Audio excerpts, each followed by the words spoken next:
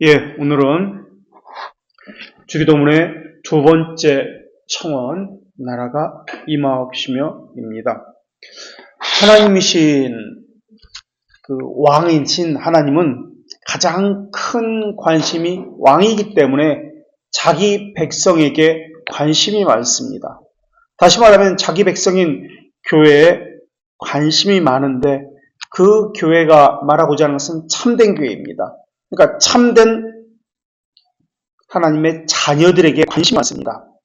하나님의 자녀도 마찬가지로 하나님의 백성이기 때문에 가장 큰 관심이 많은 것은 하나님의 나라입니다.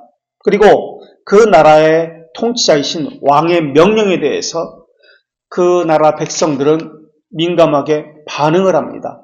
그리고 전적으로 순종을 합니다.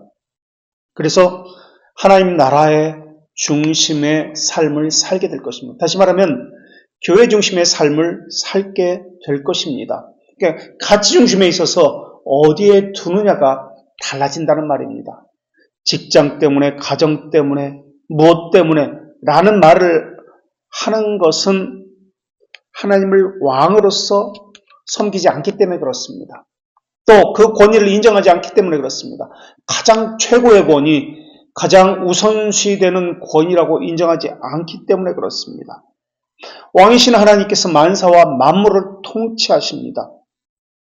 그리고 그 왕이 만물, 그 모든 역사 가운데 가장 관심이 있는 것이 바로 그 섭리의 중심에 있는 것이 바로 교회에 있다는 것을 안다면 그 백성들 역시 왕의 최대 관심사인 그 교회에 대해서 소홀히 하지 않을 것입니다.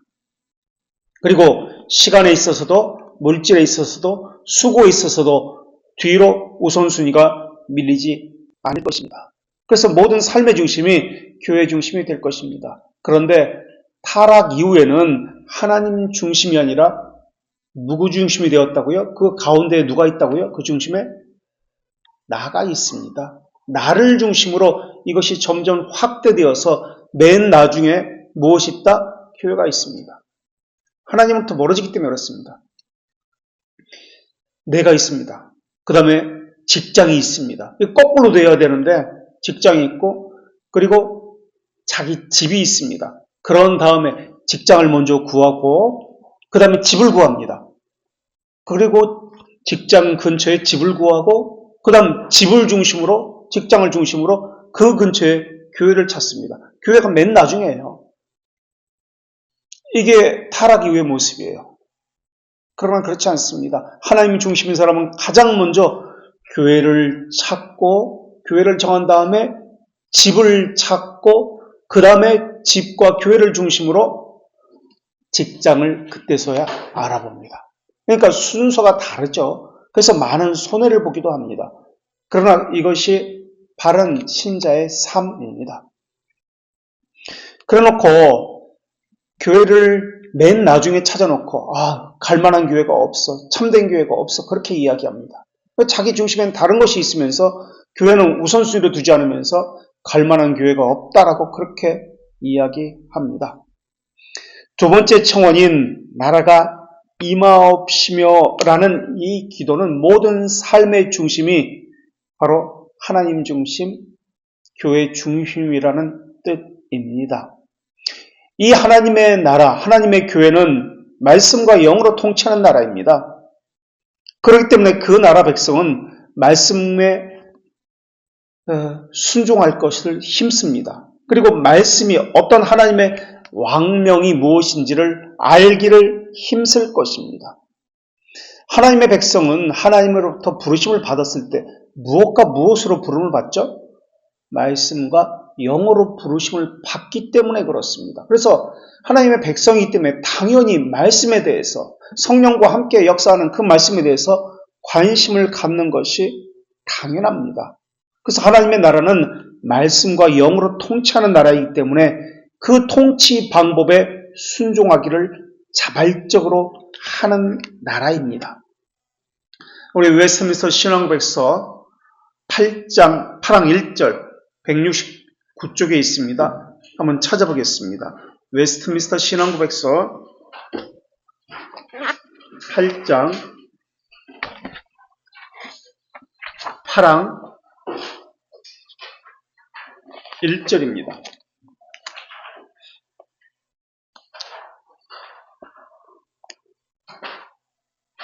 169쪽 8장 8항 1절 그리스도는 자신이 속량하신 구입한 구속과 다를 바 없는 동일한 것을 모든 자에게 확실하게 또 효과 있게 적용하고 전달한다. 다시 말하면 그들을 위해서 중지하시고 그들에게 말씀 안에서 또 말씀으로 구원의 신비를 제시하신다. 계시하신다.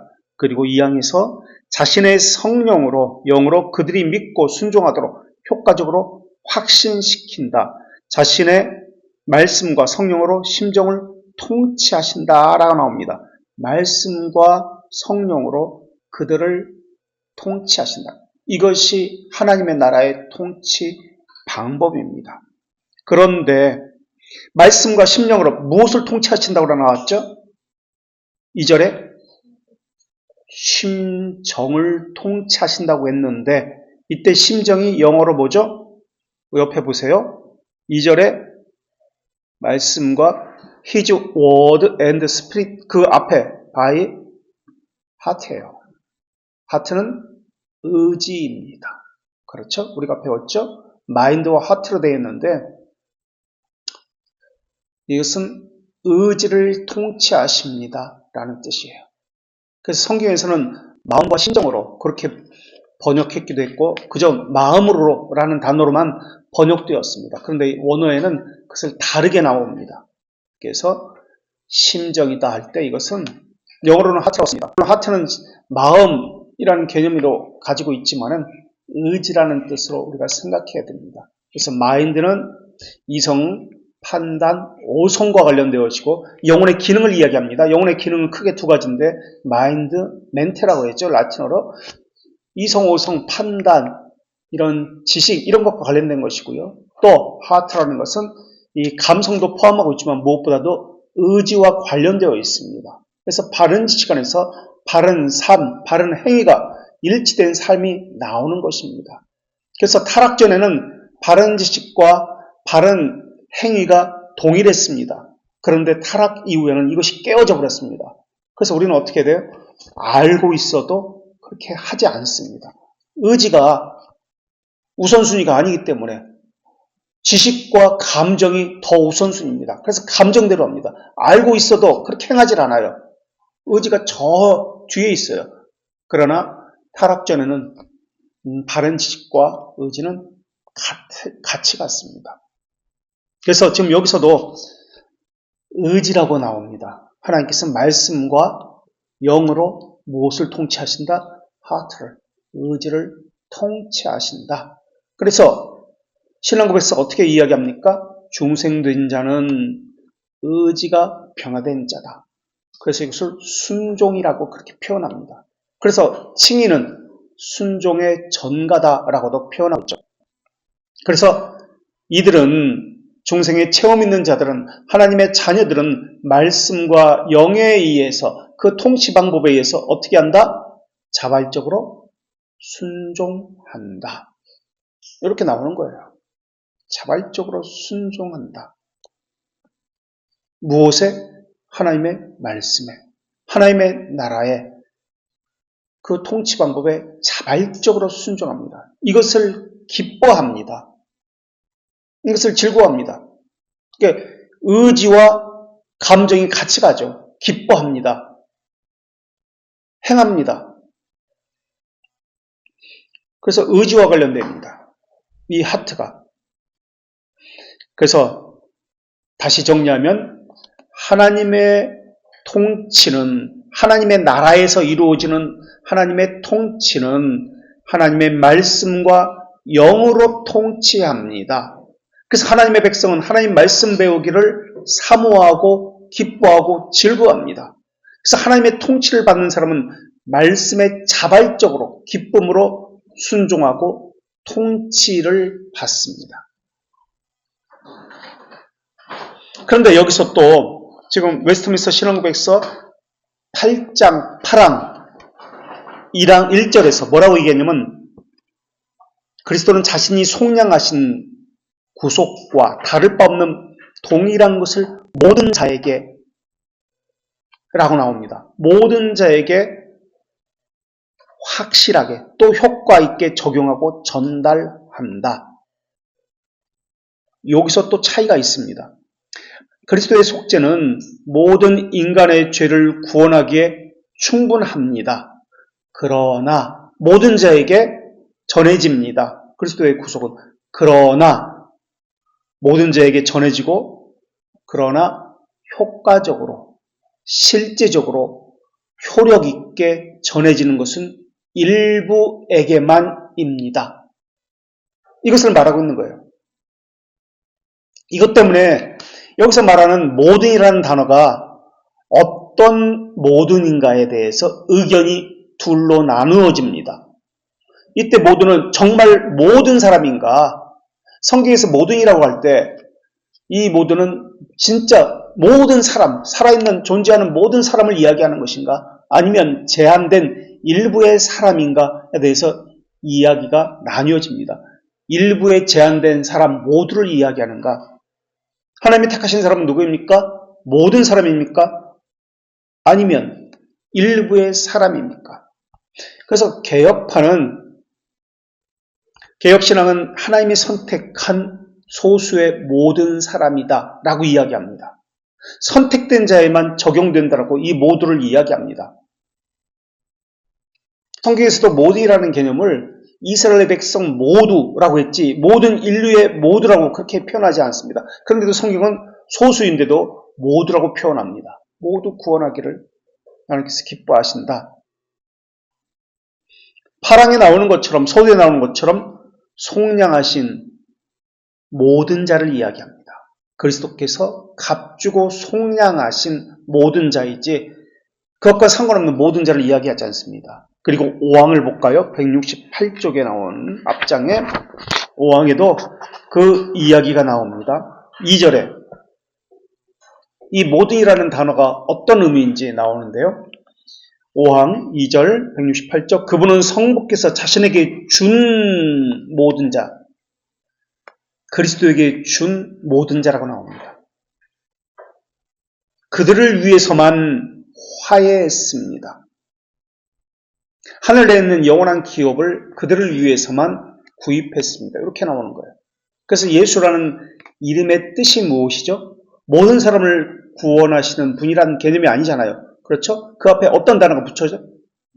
자기 백성이라는 단어가 붙여요. 자기 백성을 위해서 오신 분이에요. 예수 그리스도는. 모두를 위해서 이 땅에 오신 분이 아니에요. 그래서 여기서 모든이라는 것은 그들에게만 하늘나라에 있는 영원한 기업을 구입하셨고 그들에게만 주십니다. 6항에서 바로 밑에 그분이 성육흑신한 이후에 비로소 구속사에게 그리스도에 의해서 실제로 성취되었지만 완성되었지만 그것의 효염, 효과, 혜택은 그때 비로소 나타났습니까? 언제부터 나타났습니까? 그 효력, 예수 그리스도께서 십자가를 지기 이전부터 세상 시작 때부터 연이어 모든 세대와 그분의 계시된 뱀의 머리에 상처를 입은 여인의 씨앗이라고 약속, 형태 및 희생 제물의 방식으로 전달되었습니다. 이렇게 나와요. 여인의 씨앗이라 불리는 어린 양으로 계시되었습니다. 그 약속들은 모형, 형태, 제사들을 통해서 택자들에게 계속 전달되었습니다. 이렇게 나옵니다. 그런데 우리 책에 보면은 택자란 말이 없어요. 번역이 지금 빠져 있어요. 영어에는 원어에는 있어요. 영어에는 있는데 웨스트민스터는 영어로 작성됐잖아요. 영어에 있어요. 효과 및 혜택은 세상 시작 때부터 효과 및 혜택은 168쪽 6항 위에서 셋째 줄입니다. 그분이 성육식한 후에 비로소 구속사역이 그리스도에 의해서 실제로 성취되었지만 그것의 효용, 효과 및 혜택은 말이 좀 이상해. 세상 시작 때부터 모든 시대, 모든 세대와 그분의 계시된 모든 머리에 이렇게 지금 나왔잖아요. 그것들 안에 그분이 계시되었다. 그런데 영어를 보세요. 위에서 영어로 하나, 둘, 셋, 넷, 다섯째 줄 더 elect라는 단어가 있습니다. 이게 번역이 안 됐어요. 그러다 보니까 한국말이 지금 어색하게 지금 읽으면 읽을수록 어색해져요. 그래서 번역이 이상하게 됐어요. 하나님 나라의 백성이라는 말, 그 선택제라는 말, 요게 빠졌어요. 그래서 모든 시대에 연속해서 써 넣으셔야 됩니다.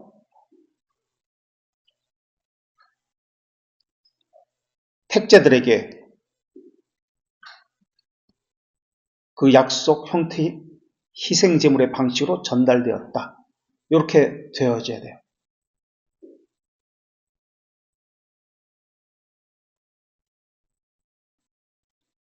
택자들에게 씨앗이라 의미된 택자들에게 약속 형태 및 희생제물의 방식으로 전달되었다. 이렇게 써놓으셔야 됩니다. 하나, 둘, 셋, 넷, 다섯, 여섯째 줄에 한국말 씨앗이라 의미된 택자들에게 약속 형태 및 희생제물의 방식으로 전달되었다. 이게 맞는 번역인데 택자들이라는 단어가 원어에는 있는데 한국말 번역에는 거기에 빠져버렸어요. 그래서 말이 이게 좀 어색해집니다. 택자들.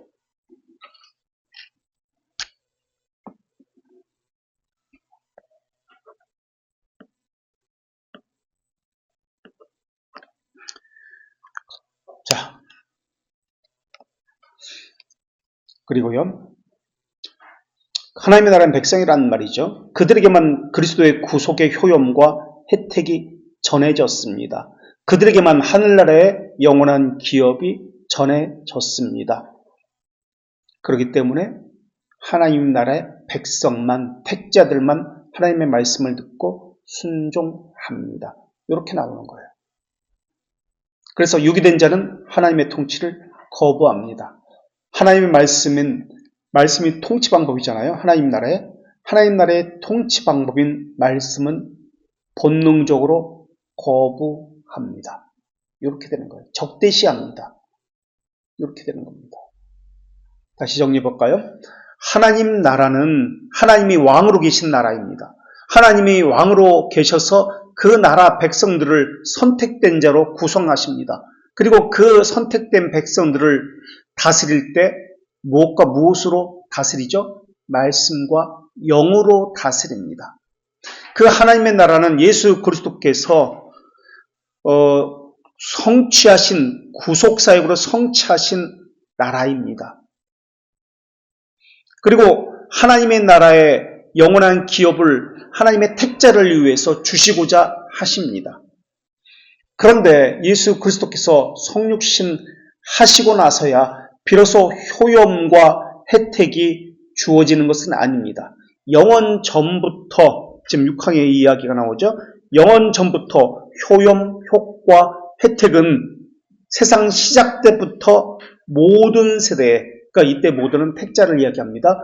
택자의 모든 이들에게 전달되는데 어떤 방식으로 전달됐냐면 약속의 방식으로, 어떤 희생제물의 방식으로, 의식의 방식으로 전달되었습니다. 그러니까 의식이라든지 약속이라든지 희생제물이 말하는 것은 의식이잖아요. 제사 방식.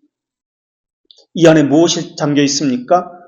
예수 그리스도의 언약이 담겨 있습니다. 이것을 찾아야 합니다. 구속의 효과, 효력이 의미하는 바가 그 속에 숨겨 있습니다. 이것을 찾아야 합니다. 그 뜻이에요. 그래서 구약 성경을 읽을 때 레위기도 마찬가지고 어떤 의식의 제사 방식 이런 것을 읽을 때 그것을 끊으면 안 됩니다. 그 안에 숨겨져 있는 그 의미가 있습니다. 어떤 절기라든지 여기서 끝내면 안 됩니다. 그것이 말하고자 하는 의미가 있습니다. 이것을 찾아내야 된다는 거예요. 그게 약속이에요. 언약도 마찬가지예요. 언약 안에 숨겨진 어떤 하나님의 약속, 의도하는 바가 있습니다. 이것을 찾아내야 돼요. 그것을 말하기 위해서 언약의 형태, 제사의 형태, 의식의, 절기의, 율법의 형태로 말씀하고자 했는데 그 문자적인 것만 가지고 이야기하면 안 됩니다. 그 얘기하는 거예요. 자, 계속해서 선택된 자에게만 해당된다는 것을 이야기했습니다. 그래서 선택되지 않은 자들은 본능적으로 싫어하는 거예요. 훈련을 거부하는 거예요. 순종하지 않습니다. 억지로 되는 게 아니에요. 사실은 이게 교회에서는 훈련을 시킨다고 억지로 시키는 수도 있지만은 이게 억지로 되는 게 아니에요. 선택된 자만 자발적으로 기쁨으로 말씀과 영에 순종합니다. 이번에는 웨스트민스터 신앙고백서 10장 1항 171항에도 그러한 말이 나옵니다. 171쪽에 10장 웨스트민스터 신앙고백서, 이것은 효과적 부르심입니다. 오늘 설교 말씀도 본문도 이 효과적 부르심과 관련되어 있습니다. 10장이라 그런 말이 나오는데 1절 하나님은 생명에 이르도록 예정한, 생명에 이르도록 예정이라는 다른 말이 뭐죠? 택자를 이야기하죠. 또 다른 말로 영원한 기업을 받기로 약속된 자들, 그런 개념이죠. 생명에 이르도록 예정한, 영생에 이르도록 예정한, 이 말은 하나님께서 영원에서 택하신 자들, 하나님의 자녀로 삼으신 자들, 예수 그리스도의 구속의 공로를 입은 자들, 뭐 그런 개념이죠. 계속해서 여기서도 모든 자라고 표현하고 있죠. 모든 자는 모든 자가 아닙니다. 택자를 이야기합니다. 택자의 모든 자와 그분이 정하고 인정한 때에 자신의 무엇과 무엇으로 통치하신다? 말씀과 성령에 의해서 선천적인 죄와 죽음의 상태에서, 선천적인 죄, 죽음의 상태, 그래서 우리는 전적 타락, 전적 부패를 생각해야 합니다. 전적 무능력, 기능이, 영혼의 기능이 망가졌다는 뜻을 이야기합니다. 영혼의 기능이 망가졌습니다. 그래서 하나님을 향해서는 거부하고 대적합니다. 그냥 듣기 싫은 거예요. 불순종하고 싶은 거예요. 그런데 그런 상태에서 은혜와 구원에 이르도록 그들만, 선택된 자만 예수 그리스도에 의해서 효과적으로 부르시기를 기뻐합니다. 이것을 무슨 부르심? 효과적 부르심, 또는 유한 부르심, 또는 내적 부르심이라고 합니다. 이것과 반대되는 것, 말씀과 영으로만 부르심을 받는 게 뭐죠? 말씀으로만 부르심을 받는 것, 영으로가 아니라 말씀으로만 부르심을 받는 것, 무슨 부르심? 예? 외적 부르심. 또요? 말씀으로만 부르심을 받습니다. 지금 이 효과적 부르심은 내적 부르심이라고 했다면 그것은 외적 부르심이라고 합니다. 외적 부르심. 그리고 또 그것을, 외적 부르심을 복음적 부르심이라고 합니다. 그래서 부르심에는 두 가지 것이 있어요. 부르심은 소명이죠. 효과적 부르심과 또는 유한 부르심이라고 이해합니다. 효과적 부르심은 효과적 부르심 또는 유한 부르심과 복음적 부르심. 유한 부르심은 성령님의 역사가 있기 때문에 내적인 변화가 있습니다. 내적 부르심이라고 합니다. 그러나 복음적 부르심은 외적 부르심이라고 합니다. 변화가 없습니다.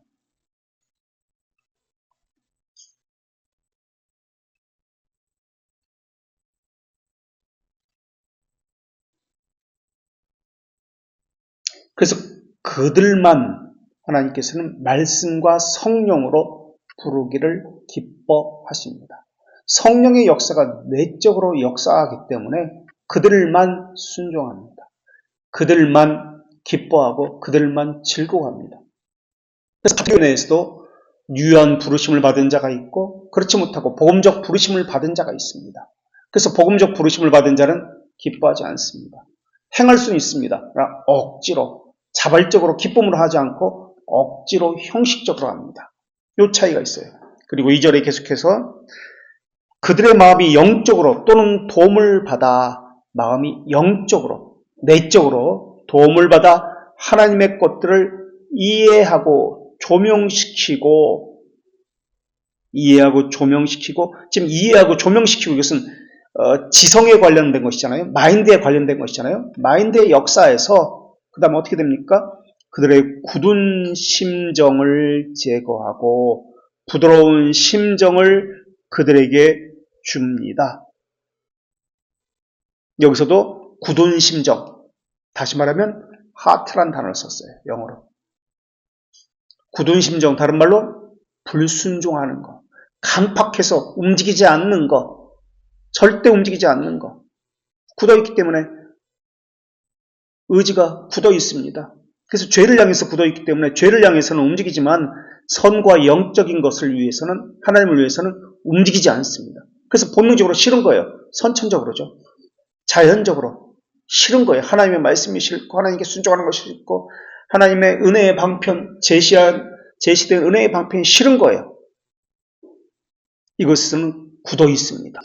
그래서 하나님께서, 성령께서 부드러운 마음을 그들에게 주십니다. 그래서 어떻게 합니까? 의지가 변화됩니다. 3절에 그들의 의지가 갱생됩니다. 의지가 바뀌는 거예요.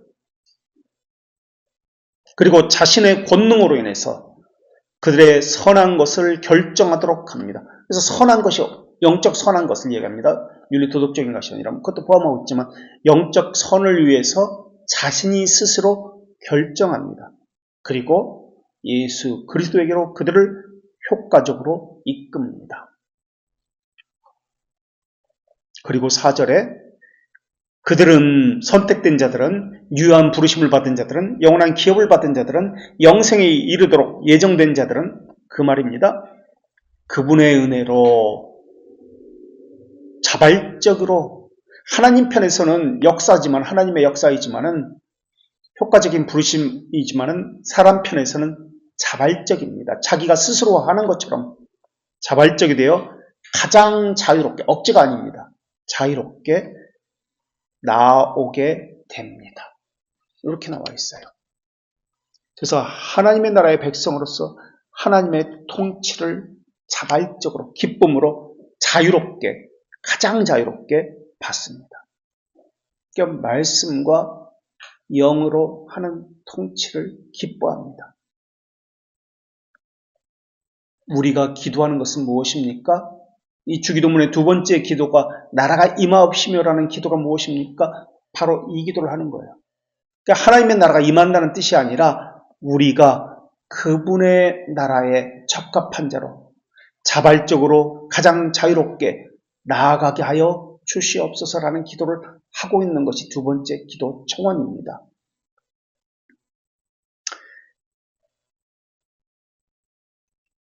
이번에는 대결의 문답 보겠습니다. 216조 2문 216조 2문 보겠습니다.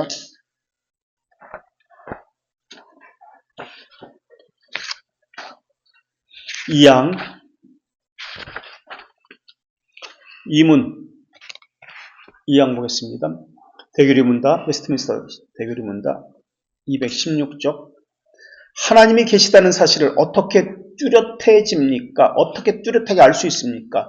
2절 그렇지만 1절에서는 본성입이 이성을 통해서 양심을 통해서 안다고 이야기하고 그렇지만 2절 그분의 말씀과 성령만이 구원을 위해 사람에게 충분하게 또 효과적으로 계시합니다. 아까 웨스트민스터 신앙고백서 10장의 말씀과도 동일하게 말씀과 영으로 계시합니다. 충분하게 효과적으로 계시합니다고 그렇게 표현하고 있죠. 그래서 하나님의 자녀는, 택자는 신앙과 순종의 유일한 규칙, 삶의 유일한 규칙을 무엇으로 삼는다? 하나님의 말씀과 영으로 삼는다. 그래서 그 삶의 결정이 어디에 있냐면 하나님의 말씀에 있습니다. 무엇을 판단하고 결정할 때 하나님의 말씀이 무엇을 말하고 있느냐에 따라 그들은 가장 염두에 둡니다. 이때 말씀이라고 하는 것은 성령에 의해 역사된 말씀입니다. 성령에 의해 조명된 말씀이에요. 그래서 이것을 성령과 함께, 말씀은 성령과 함께입니다. 이것을 종교개혁자들의 라틴어로 쿰 베르보 신앙입니다.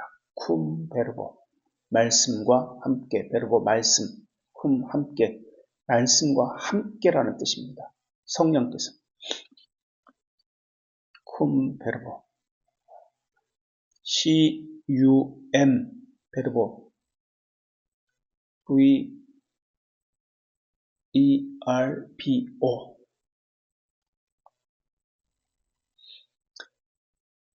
자, 그리고 산문의 216쪽에 하나님의 말씀은 무엇입니까? 하나님의 말씀은 구약과 신약입니다.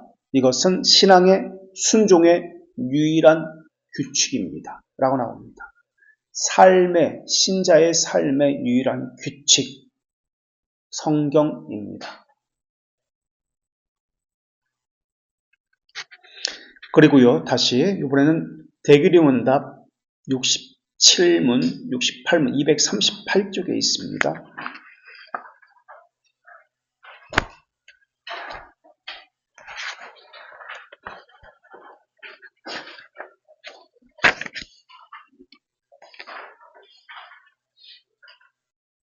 (238쪽) 67문에도 보면 밑줄 친 거 67문 보겠습니다. 238쪽 밑줄 친 것만 은혜의 역사입니다. 은혜의 역사일 때 말씀과 성령으로 라고 나옵니다. 1절에서 1항에서 그리고 2항에서 그들의 마음을 조명하고 의지를 갱생시키고, 마음을 조명할 때 이때 마음은 마인드를 이야기하죠. 이해시키고 하트를 변하게 하시고 자발적으로 부르심에 응답하고 자유롭게 응답할 수 있게 하십니다. 그리고 제한되고 전달된 은혜를 수용합니다. 교회를 통해서, 사역자를 통해서 제한된 은혜의 방편을 수용합니다. 품을 수 있게 하십니다. 자, 그리고요, 68문. 그렇다면 선택된 자만 효과 있게 부르심을 받습니까? 2절에 유기된 자들은 자신에게 제한된 은혜에 대해서 어떻게 합니까? 의지적으로 경시하고 멸시합니다. 은혜의 방편에 대해서 의지적으로 경시하고 멸시합니다. 그래서 불신앙으로 여전히 당연하게 남아 있습니다. 예수 그리스도에게 진정으로 나오지 않습니다. 형식적으로 나올 수 있을지 모르겠습니다. 겉으로 그런 채 할 수는 있을지 모르지만 진정으로, 마음으로, 진정으로 절대 나오지 않습니다. 그래서 자기 의지로 경시하는 거예요. 함부로 취급하는 거예요. 무시하는 거예요. 별 생각 없이 하는 거예요. 제한된 은혜는 하나님께서 우리를 부르시는 방식이고, 제한된 교회를 통해서 제한하시는 은혜의 방편은 우리를 통치하는 하나님의 방법입니다. 말씀과 영으로 우리를 부르신다는 것은 삼중직 가운데 어떤 직분이죠? 말씀과 영으로 우리를 부르시는 사역을 합니다. 라는 것은 말씀과 영으로 우리를 부르신다.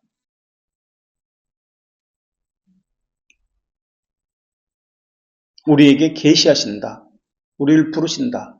어떤 사역? 삼중직 가운데? 삼중직은 선지자, 제사장, 왕직을 이야기합니다. 그리스도라는 뜻이 기름 부음 받은 자라는 뜻이잖아요. 기름 부음 받은 자들은 성경에 보면 이 세 직분자입니다. 세 직분자가 기름 부음 받았습니다. 그래서 예수님께서는 이 삼중직을 행하셨습니다. 선지자직을 행하셨고, 제사장직을 행하셨고, 왕직을 행하셨습니다. 그렇다면 예수님께서 우리를 부르시는 것, 부르실 때 말씀과 영어로 부르십니다. 이 직분은 무슨 직분? 무슨 직분? 정확히 왕, 제사장, 선지자. 찾아볼까요? 소규리 문답 24문 303쪽. 303쪽에 있습니다. 소규리 문답 24문에 있습니다.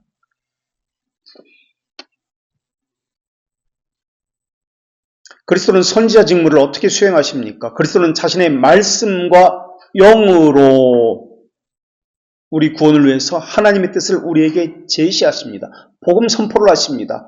선지자 직무를 그렇게 해서 수행하십니다.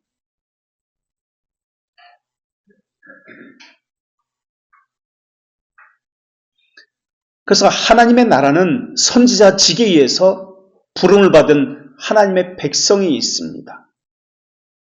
그렇다면 그 다음 25문 예수 그리스도는 제사장 직무를 어떻게 수행하십니까? 그리스도는 하나님의 정의를 만족시키고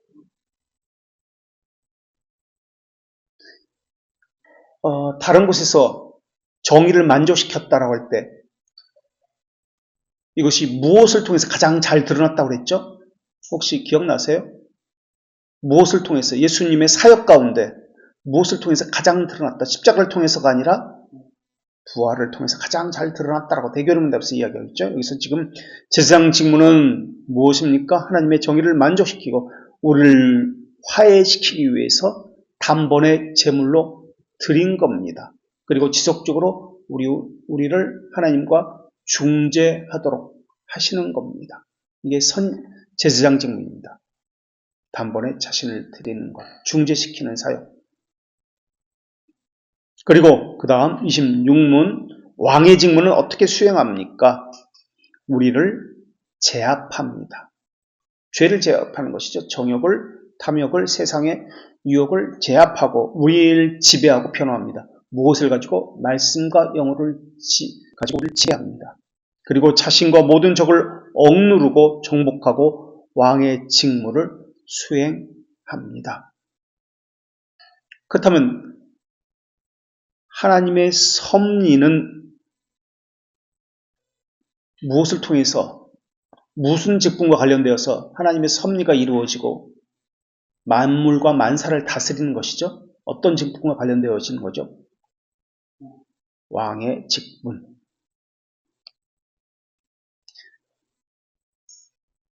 그래서 하나님의 백성은 하나님은 선택된 자에게 하나님의 말씀과 성령에 복종할 수 있게 해주십니다.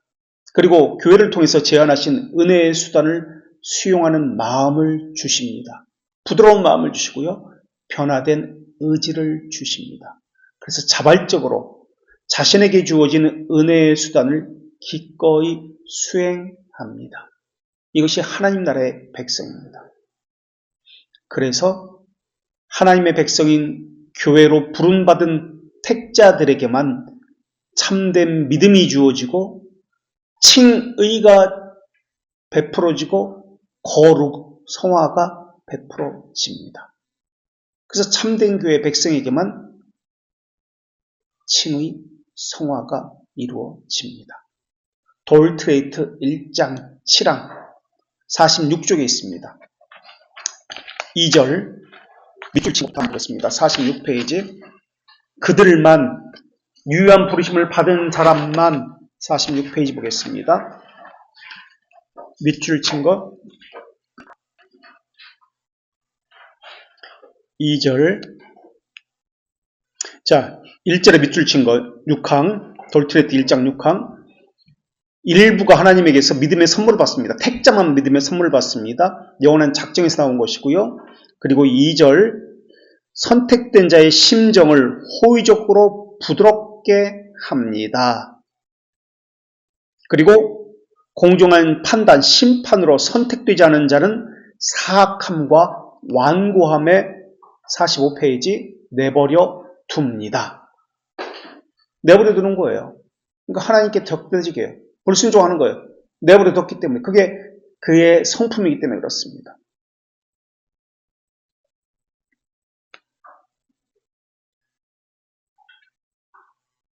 그래서 말씀과 성령으로 택자만 효과적으로 부르심을 받습니다.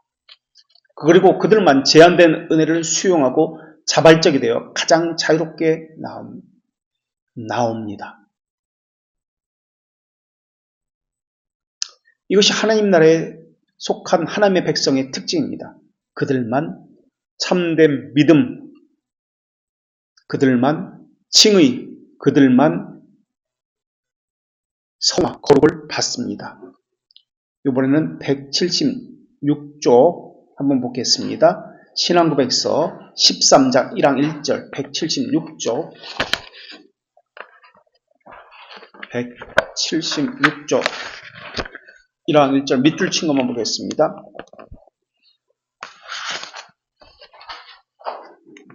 성화 176쪽 웨스트민스터 신앙고백서 13장 1항 1절 성화라는 주제를 가지고 있는데 밑줄 친 것만 보겠습니다. 1항 말씀과 성령이 거함으로 실제로 개인적으로 힘써 그들만 성화합니다.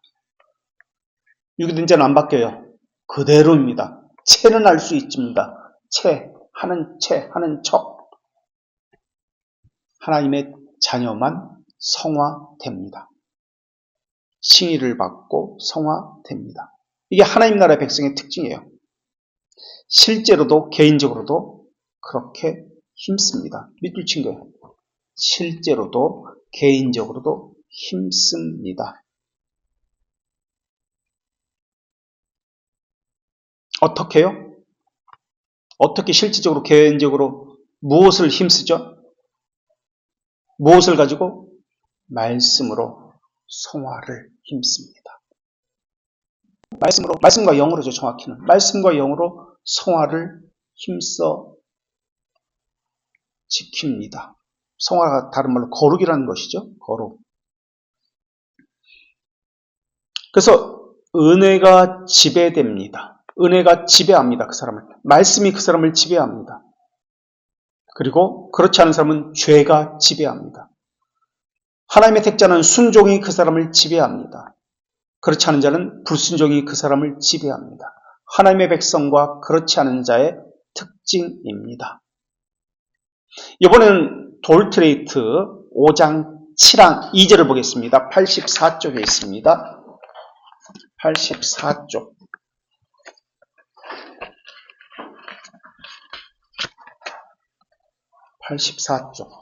확실한 5장은 견인교리에 대해서 이야기하죠. 성도의 견인교리, 확실한 보존. 84쪽 5장 7항 2절 회개에 이르는 갱생.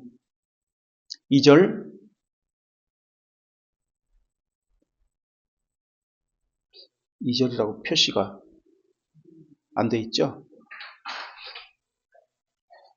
하나, 둘, 셋, 네 번째 줄 보세요. 앞에 지상에서부터 1이라고 쓰시고 또 다시금 여기부터 2입니다. 넷째 줄 위에서 넷째 줄 또 다시금 그분의 말씀과 성령으로 회개하도록 확실하게 효과적으로 그들을 갱생시키기 때문에 또 다시금 여기가 2절입니다. 그래서 말씀과 성령으로 회개하도록 그들을 갱생시키고 의지를 바꾸기 때문에 회개한다는 거예요. 의지를 바꾸기 때문에 그들을 회개하게 합니다. 그리고 어떻게 됩니까?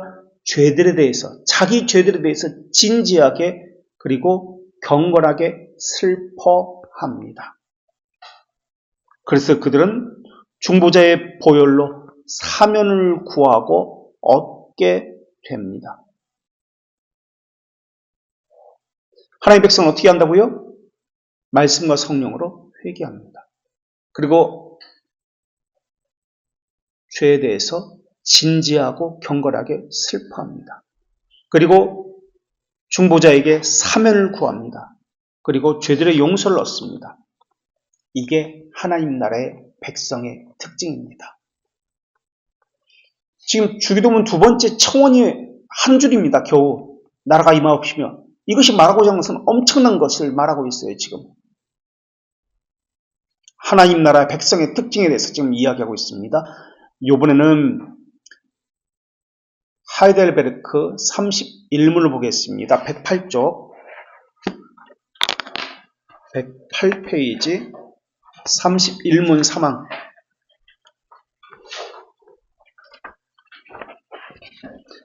하나님 나라의 백성의 특징.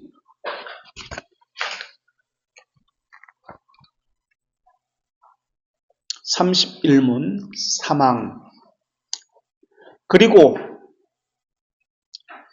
영원한 왕이 되시는데 말씀과 성령으로 우리를 통치하십니다. 지배하십니다. 그분이 우리를 위해 구입한 구원 안에서 우리를 변호하시고 보존하는 분이 되기 때문에 그러합니다. 성화되고 회개의 삶을 살고 죄에 대해서 증오하고, 이것은 그리스도의 무슨 직에 의해서 일어납니까? 왕직에 의해서 일어납니다. 왕으로서 우리를 통치하기 때문에 일어나는 거예요. 회개하는 것, 의지가 갱생되어서 선한 영적 선을 행하는 것, 죄를 증오하는 것, 회개의 삶 성화되는 것, 이거 다 왕직에 의해서 일어납니다.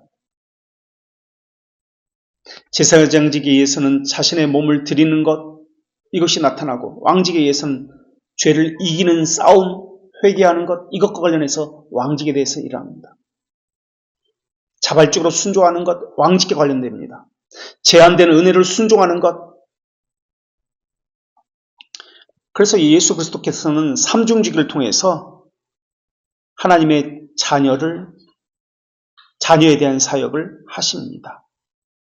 그래서 하나님의 자는 이 왕직에 의해서 교회의 교리에 자발적으로 순종하고 예수 그리스도와 교제를 합니다.